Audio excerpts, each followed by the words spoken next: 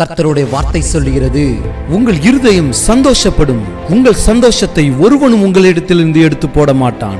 யோவான் 16:22. வேதத்தில் கிதியோன் நாட்களில் இஸ்ரவேல் ஜனங்கள் சேர்த்து வைத்த எல்லா செல்வங்களையும், அவர்களுடைய மந்தைகளையும், அவர்களுடைய விளைச்சலின் பலன்களையும் அநேகர் வந்து கொள்ளையடித்தார்கள். கர்த்தர் அவர்கள் மத்தியில் இருந்து பயந்த சுவாபம் கொண்ட கிதியனை கொண்டு இஸ்ரவேல் ஜனங்களுக்கு பெரிய விடுதலையை கொடுத்தார். இதே போல உங்களுடைய வாழ்விலும் உங்களுடைய உழைப்பை பறிப்பதற்கு அநேகர் முயற்சி செய்யலாம். நீங்கள் உயர்ந்து விடக்கூடாது என்று நினைக்கலாம். ஆனால் கர்த்தர் எல்லா சதிகளையும் முறியடித்து உங்கள் சந்தோஷத்தை திரும்ப கொடுக்க அவர் போதுமானவராயிருக்கிறார்.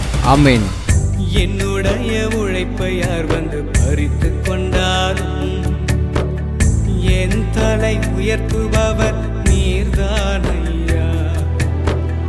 என்னுடைய உழைப்பை யார் வந்து பறித்து கொண்டாலும் என் தலை உயர்த்துபவர் நீர்தானையா.